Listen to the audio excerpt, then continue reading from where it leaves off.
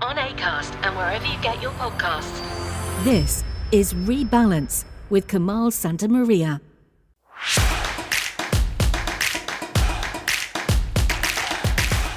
And hello everyone, welcome back to Rebalance, and thank you for downloading this latest episode of the pod. Building on what we started last week, which was I think I called it a rebalance reboot. Taking on a story from this past week, re-examining it, and making sure that the detail and the facts don't get lost in the headlines. Actually, I've got two stories for you this week. One is, well, it's more of a guide, really, how to balance out what will likely be a chaotic period, the beginning of the second Trump administration. Actually, the whole of the second Trump administration will likely have some level of chaos attached to it. History teaches us that. And it can be difficult to navigate, especially if you are a person who does not like Donald Trump and what he stands for. So the idea is to just have a bit of a think about how, well, you yourself can moderate just how much Trump you get, if I can put it that way. That comes later. First, TikTok, the app you became addicted to and which the United States has tried to ban. But why the ban? And when is a ban not actually a ban? And what if the bannee is in on the whole thing?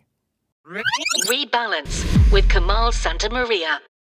If TikTok's banned, like, what are us influencers really gonna do? Like, we have nothing to go to. This just this is so dystopian. I really don't know who I'm gonna be without TikTok. And to the US government, I'm never forgiving you for this. When their app went dark, the people lost it. Their app, the one that started out with people just filming themselves dancing, but instead became a digital lifeline, was being taken away. And boy, there was going to be hell to pay. Millions of Americans are waking up this morning to a TikTok app where you can't scroll or post. Instead, all you see is a message that it's unavailable. To the breaking news overnight, the social media app TikTok going dark as a U.S. ban goes into effect. This morning, TikTok is shut down for 170 million U.S. users as a landmark ban on the app takes effect. TikTok also removed from Apple and Google's App Store. But was there a chance, just maybe, that people had overreacted? That the word ban had taken over, and the details had got lost along the way?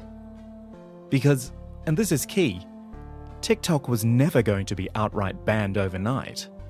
And the sudden outage which did happen wasn't the work of the US government. Let's rewind a little. The United States has been worried about TikTok for a long time. Unfortunately, it's nothing to do with its patently addictive algorithm, which has millions of Americans, particularly teenagers, hooked. No, the government's been worried because it's an app which, like most other apps, sucks up your personal data. And it's owned by ByteDance, a Chinese company. Here's journalist Max Fisher on the Crooked Media podcast Offline, explaining more. TikTok gathers so much of your data off of your phone that if you so much as have an email contact in your life who has TikTok, even if you do not have TikTok yourself, TikTok has all of your data. They have your name, your photo, your phone number. They have your contacts. Chinese law requires TikTok to hand over that information to the government, and you would never know if they did. Chinese law also requires TikTok to do whatever China says they have to do with the algorithm. Now, China is a US adversary, so the concern about TikTok isn't entirely without reason. It's just the fact that a security concern has manifested itself in a social media app used by 170 million Americans. Well, people have struggled to reconcile that, and if the danger is real or not. Anyway, the clock was ticking towards January 19, when the so-called ban was due to take effect. Something that had been upheld by the US Supreme Court 9-0. When is that famously partisan court ever unanimous about anything? Well, when it's TikTok and China, that's when. And then suddenly the night before, Americans opened their apps to find this pop-up message. A law banning TikTok has been enacted in the U.S. Unfortunately, that means you can't use TikTok for now. We are fortunate that President Trump has indicated that he will work with us on a solution to reinstate TikTok once he takes office. Please stay tuned. Please stay tuned? Almost sounds like a Trump tweet, doesn't it? But while TikTokers railed against their government and lawmakers, what got overlooked was that TikTok had taken itself offline. It wasn't the ban, because the ban was only ever about TikTok being removed by the likes of Apple and Google from their app stores. Those people who still had TikTok on their phones, they were always going to be able to keep using it. Though, without any support from the app stores, there'd be no future tech or security updates, so the app stability would decrease and it would eventually become unusable. But what TikTok had done in going offline was a stunt, one which caused panic and elevated Donald Trump to the position of TikTok's savior once he was inaugurated. And what do you know, less than 24 hours after the first pop-up message, TikTok users in America got another one. Thanks for your patience and support. As a result of President Trump's efforts, TikTok is back in the US. You can continue to create, share, and discover all the things you love on TikTok. And with that, the people got back on their app, the app that had been taken away by its own creators. No doubt relieved in the short term, but still wary of what could possibly come.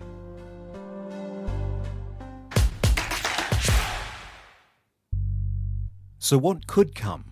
Well, first of all, the whole January 19 deadline is going to be deferred by at least 75 days to allow more time to find a buyer for TikTok. Oh yeah, I didn't mention that, did I? America's workaround, okay, that's being generous, it was a demand, was that ByteDance had to sell TikTok to an approved owner, i.e. an American one. And if it did that, then it could continue to operate in the United States. Easy. Now, such foreign ownership laws and deals aren't uncommon in other countries, just less so in the US, so this does come across rather uncomfortably as American hegemony at its very best, or maybe worst. ByteDance and the Chinese government have both said TikTok is not for sale, and quite rightly. They're under no obligation to sell, and it's hard to see the Chinese government allowing something as valuable as the TikTok algorithm out of its sight. So is there a buyer? Well, Steve Mnuchin, the former US Treasury Secretary, has shown some interest. Entrepreneur and TV star Kevin O'Leary has said he's got $20 billion ready on the table. Or there is another option. And that's what we're hearing from sources. This is a Bloomberg scoop that just came out this morning. I mean, that Elon Musk's X could take control of TikTok US and run the two businesses together.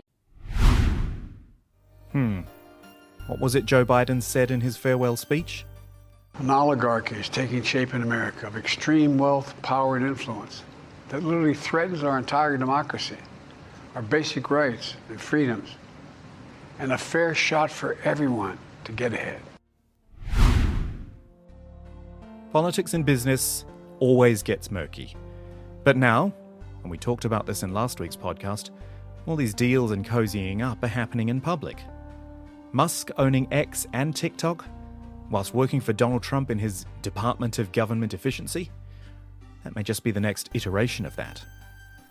But I'll leave the final word to one of those angry TikTokers we heard at the start of this piece. Bella Vandala was in full rant mode when the app went dark, but she took a different approach. And honestly, it was hard to disagree with her. It's not about TikTok. It's the fact that Republicans and Democrats across all legislative branches can expeditiously and unanimously pull together like never before, and probably never again, to streamline legislation banning a social media app while completely ignoring everything important to us. They can't pull together to make sure my kids don't get shot while they go to school, to fix the economy, to mandate livable wages. They won't give us free health care. They won't invest in infrastructure or education. But all of their efforts collectively go to banning a social media app. California is on fire. North Carolina and Tennessee washed away. New Jersey has geoplasmic orbs over it. Our kids get shot in school, and our economy is on the brink of fucking collapse. But their top priority is banning social media. That's where the effort goes. The Balance. Journalism without agenda.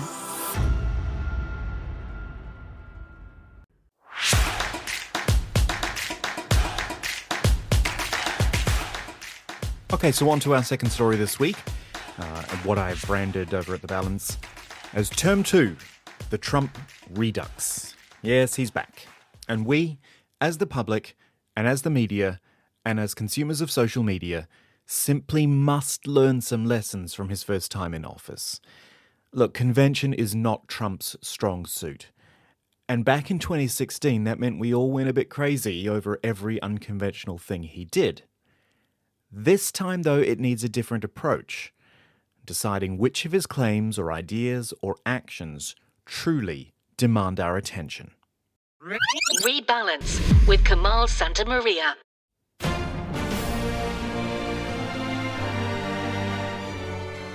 The first action I took as part of the second Trump presidency was to not watch his inauguration. That might seem a bit odd for someone who anchored live international TV coverage of the last inauguration, but this was a calculated decision. Basically, I decided to limit my Trump intake. Because you know that the next 4 years is going to be peak Trump every day. The media say they'll be more circumspect in their coverage this time, but you know, old habits die hard. One thing I do know is this time around, we're not going to get sucked in by every new shiny, crazy statement from Trump. We need to focus on what he does, not what he says. I'm sorry, I have to interrupt you. We have some breaking news. Trump has apparently just told reporters that he would like to, quote, trade Connecticut for Italy. I mean, that's just crazy. Rachel, see, this is what I mean. We can't have a repeat of 2016. That was from Saturday Night Live, and if you didn't hear it over the audience laughter, Trump wanted to trade Connecticut for Italy. And of course, as the sketch went on, the statements got progressively more ridiculous, but the news kept reporting them. Sure, it's a parody, but we also know it's not far from the truth. Heck, I'll put my hand up and say I was part of a news cycle last time around which completely fell into the Trump trap. Our show Newsgrid went to air at 6 p.m. local time and featured online and social media content heavily.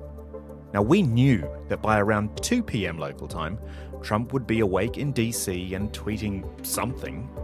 So sometimes we just wait to see what that was and whether we'd turn it into a segment for the show. Yes, he was the President of the United States, and what he said needed to be covered. But in hindsight, this was not the way to do it. Unfortunately, I think much of the way the media covered Trump was because of how he treated them. The argument is that you bought yourself some time and you didn't use it to prepare hospitals, you didn't use it to ramp up testing. Right now, you're so disgraceful. Unemployed. It's so disgraceful the way you say that. Look. You know you're a fake. You know that. Your whole network, the way you cover it, is fake. What do you say the Americans were scared, though? I guess nearly 200 dead, 14,000 who are sick, millions, as you witnessed, who are scared right now. What do you say to Americans who are watching you right now who are scared? I say that you're a terrible reporter. That's what I say. Go ahead. And I think it's safe to say that that approach won't change. Trump will be just as combative and belittling and rude, frankly, because that's who he is. But this isn't just on the media, it's on any one of us. If you don't like Donald Trump, then don't watch him. Ignore the media coverage. Make a decision not to click that latest video on social media, or to reshare it with your followers, or send it to friends in a WhatsApp group. I'm not saying you should be ignorant to what's happening, just be judicious. Andy Haldane, former chief economist at the Bank of England, was interviewed recently on Sky News about how Trump might affect the UK economy. And his answer, I think, was something that can be applied well beyond economics. The mistake we made with Trump 1, I think, was to take his words literally but not seriously.